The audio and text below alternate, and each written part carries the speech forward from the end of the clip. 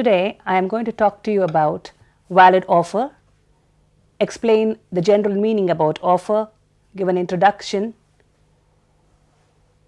tell you the difference between a contract and an agreement, then talk about the topic of today, that is valid offer, the legal rules as to valid offer, communication, rules relating to communication of offer and its revocation.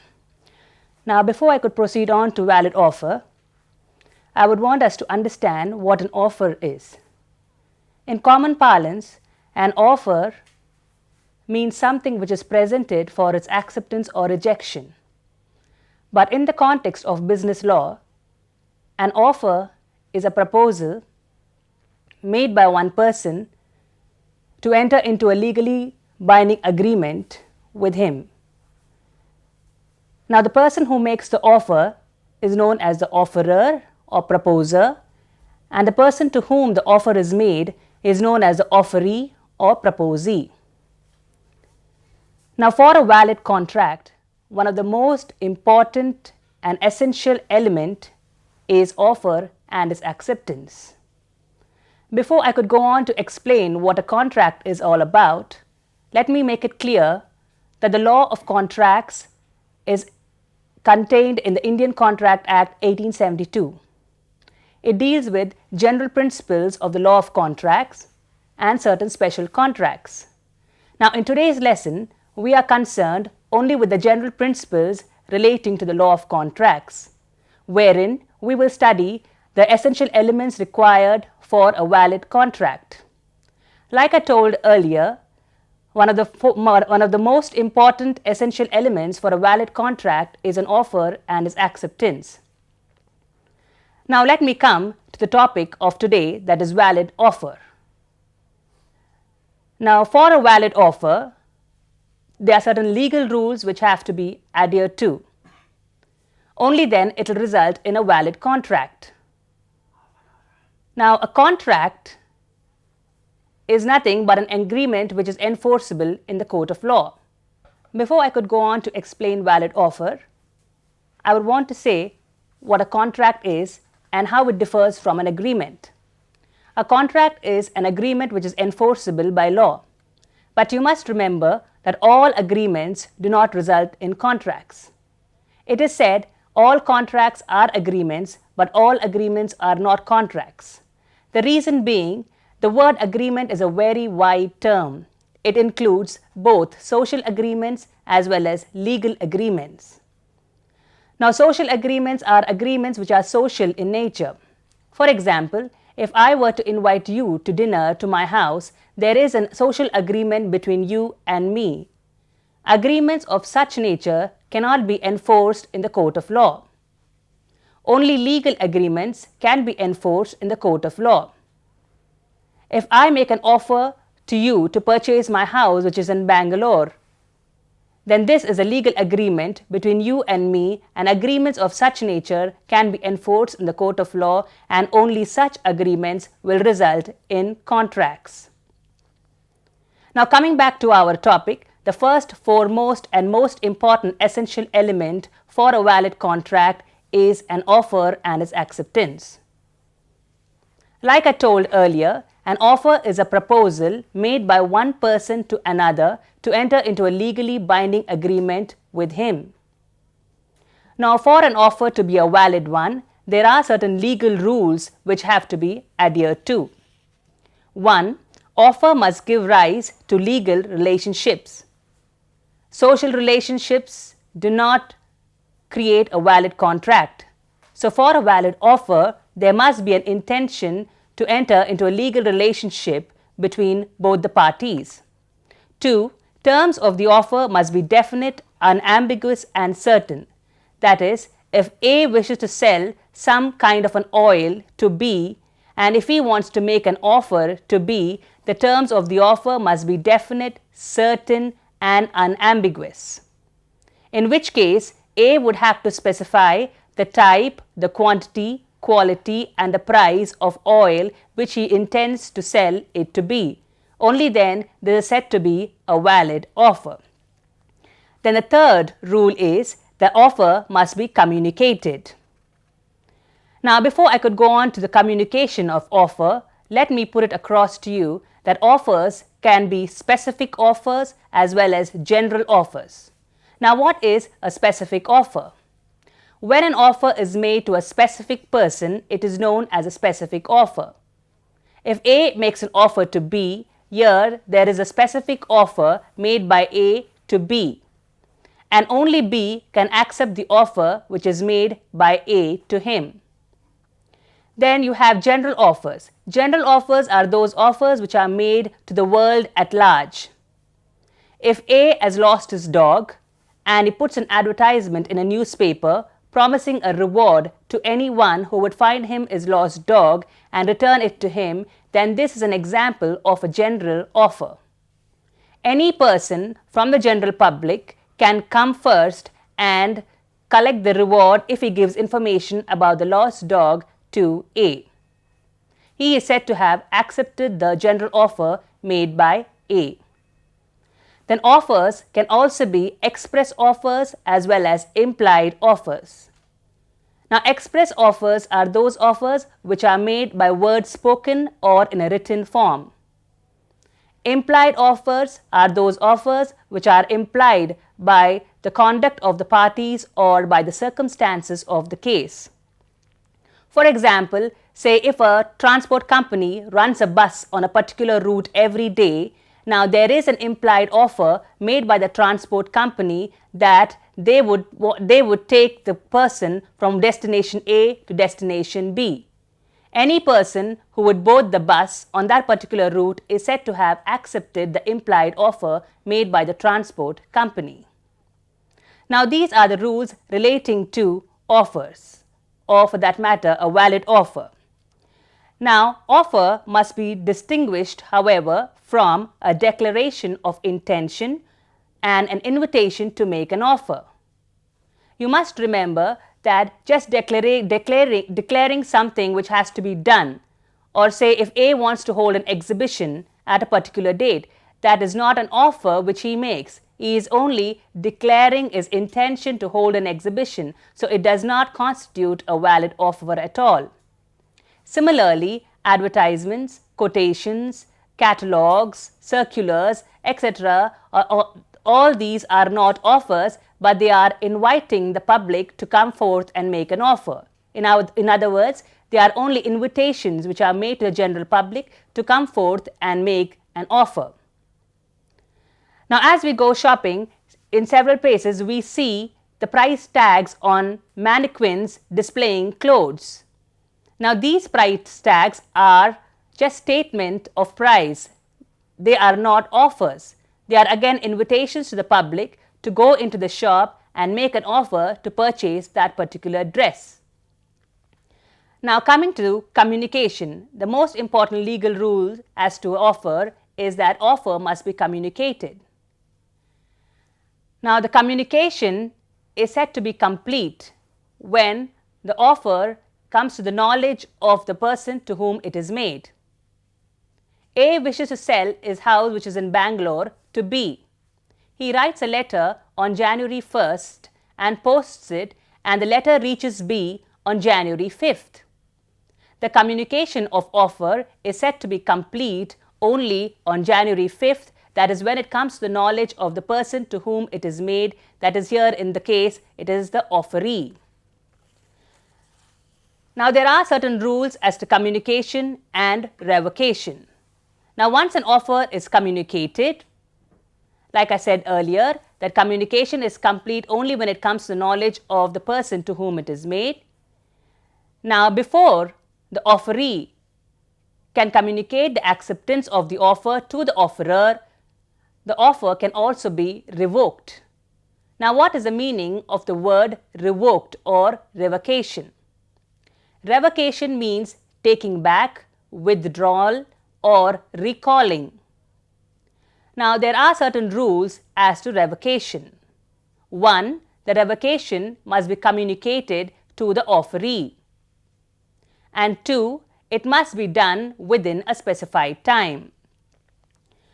Now, when is the revocation of offer completed as against the offerer, that is the person who made it, and as against the offeree, that is the person to whom it is made.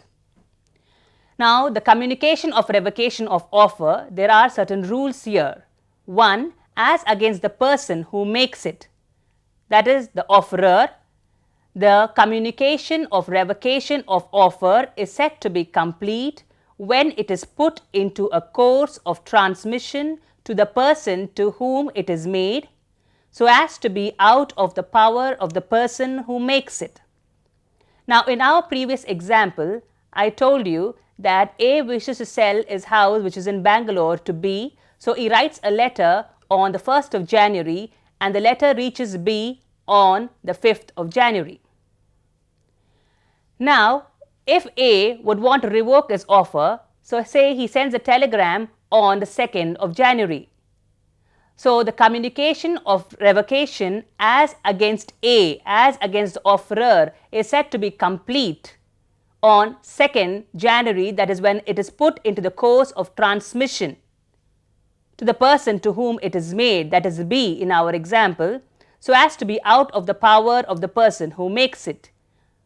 Now, once the telegram is dispatched, it definitely is out of the control of A. He cannot do anything about it. So, communication of revocation is said to be complete as against A as soon as he dispatches the telegram on 2nd. Now, as against the person to whom it is made, communication of revocation of offer is said to be complete when it comes to his knowledge. That is again coming back to our example, the telegram is dispatched on 2nd and it reaches B on the 4th. Now, communication of revocation as against B is complete on 4th, that is the day on which he receives the telegram. Now, this is a rule relating to communication of revocation of offer as against the person who makes it, that is the offerer or proposer, and also as against the person to whom it is made, that is the offeree or the proposee. In our example, A is the offerer or the proposer and B is the offeree or the proposee. Now, there is a time period within which the communication of revocation has to take place. Now, the time is before the acceptance is communicated by B to A. In other words, that is before the offeree or the proposee communicates the acceptance of the offer to the offerer or proposer, the revocation must be done or must be communicated. Coming back to our example, that is, suppose A has written a letter to B offering to sell his house which is at Bangalore on 1st January and the letter is received by B on 5th January. Now, communication of revocation is sent on 2nd January, that is 2nd January A sends a telegram to B. But if the telegram reaches after 7th or on the 8th, before which B has already communicated his acceptance to the offer, then in this case the revocation will not be completed or will not take its effect because the acceptance has already been communicated by the offeree or the proposee to the offerer or the proposer. So, in other words, you must remember that the revocation will have its effect only before the offeree communicates his acceptance to the offerer. Suppose on the 4th of January or on the 5th of January itself, once B receives a letter, he sends a letter of acceptance and then after that he receives the communication of revocation, then the revocation will have no effect. Now, apart from revocation, there are certain other ways in which an offer can come to an end. One is by lapse of time, two, by non-fulfillment by the offeree of a condition precedent to acceptance, then cross offers, then if an offer is not accepted according to the prescribed mode, if the law is changed, and ultimately rejection. Now, we finished with as to how an offer can be revoked. That is, once the offer is revoked or revocation is done, the offer automatically dies or comes to an end. Apart from this, there are other ways in which an offer comes to an end. That is, one is by lapse of time. Suppose A makes an offer to B and the offer is valid only for a certain period of time. Now, within that time, B has to communicate the acceptance of the offer to A. If he does not, the offer automatically dies because of lapse of time. The next point is that is by non-fulfillment by the offeree of a condition precedent to acceptance. If the offeree has to do something or has to fulfill a condition before accepting the offer, only then the offer will be valid. If he does not fulfill that condition, the offer automatically dies. For example, A sells certain goods to B and asks B to pay a certain amount of price on a certain date. Now, only if B pays that amount on that particular date will the offer of A stands valid.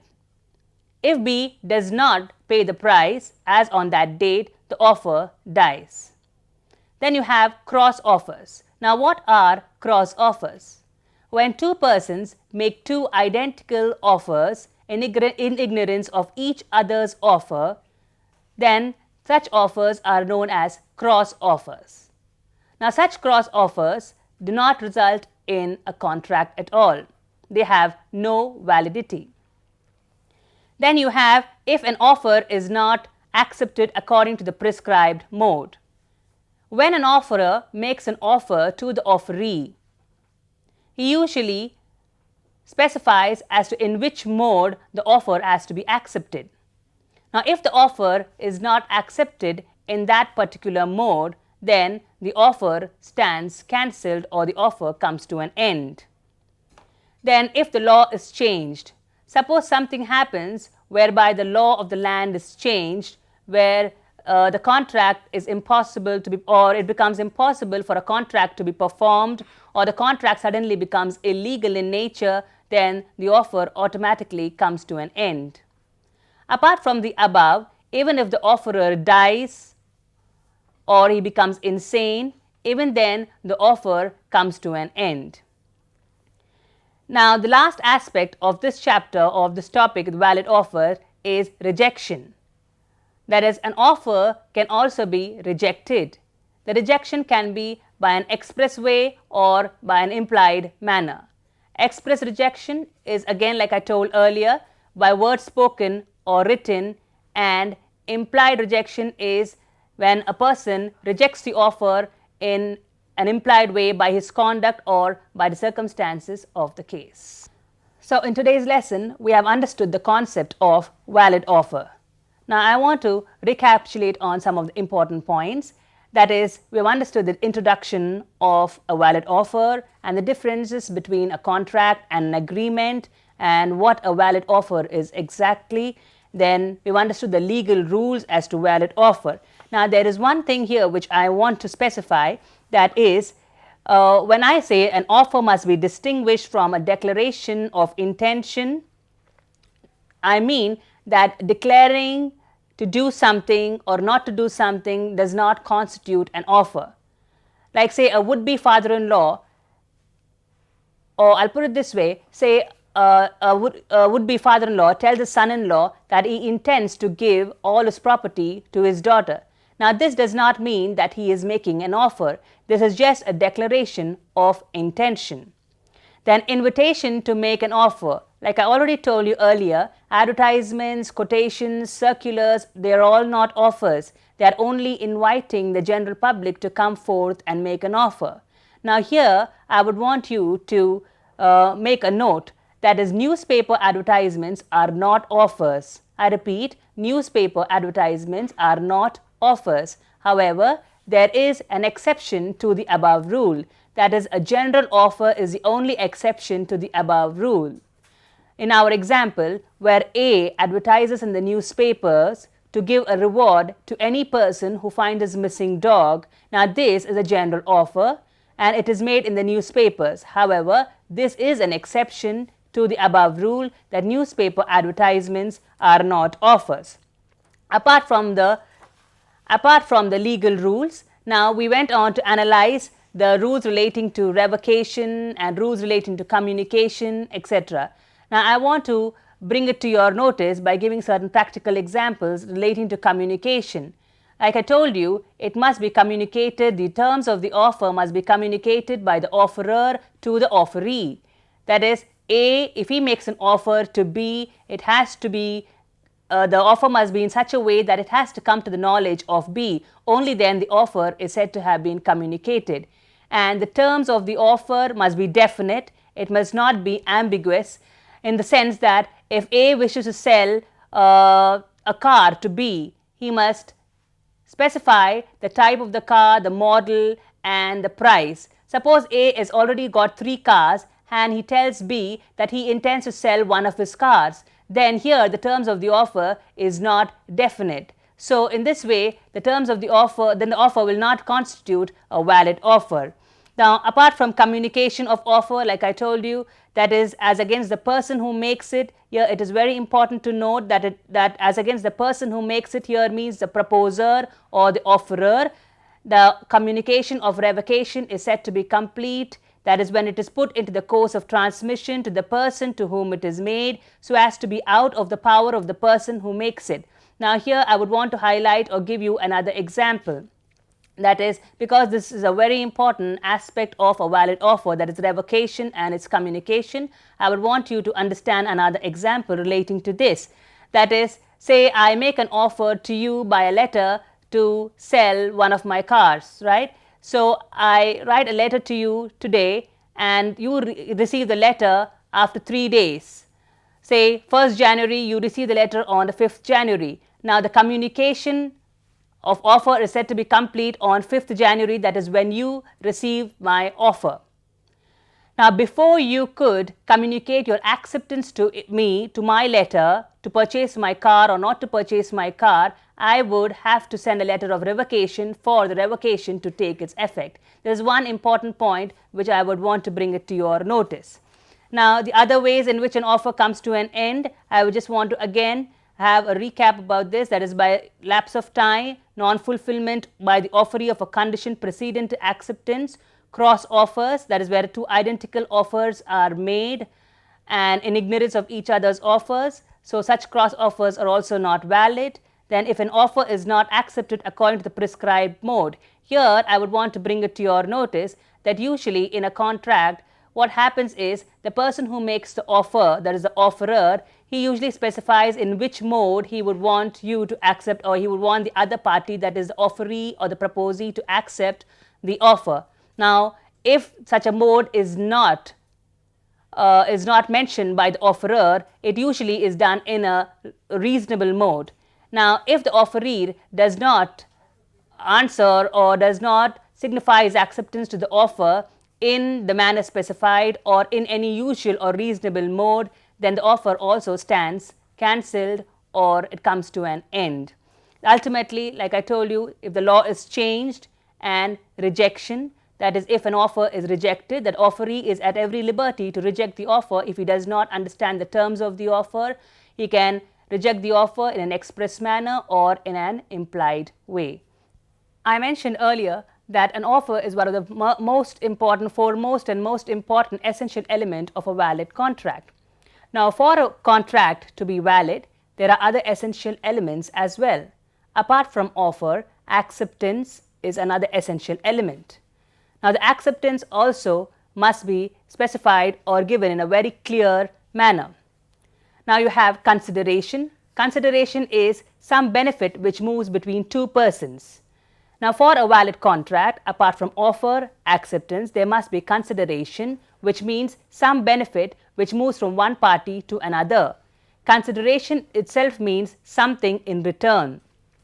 Now, here in consideration, I would want to bring it to your notice that consideration may be past consideration, present consideration, or future consideration. It can be an act or an abstinence. Abstinence is not to do something. An act is to do something. Then it can also be in cash or in kind. Apart from offer, acceptance, and consideration, the other legal rules as to valid contract are free consent, that is, the consent of both the parties to the contract must be free. It must not be caused by coercion, undue influence, misrepresentation, fraud and mistake. Then we have capacity of persons who enter into contract. The persons who enter into a contract, for its validity, they must be competent to enter into a contract. The following are the persons who are not competent to enter into a contract, that is minors, persons of unsound mind, and persons who are disqualified by any law to which they are subjects. Apart from the above, the other essential elements are that the object, the purpose for which the contract is formed must be legal, must be lawful. It must not be anything which is opposed to public policy. Now, above are the legal elements or legal rules as to a valid contract. Now, the contract can also be discharged in very many ways, and there are also remedies for discharge of contracts. So, to sum up, the essential elements of a valid contract are offer, acceptance, consideration, capacity of parties, free consent, then agreements which should not be opposed to the public policy, lawful consideration, lawful object, etc. So, with this we conclude with the chapter valid offer.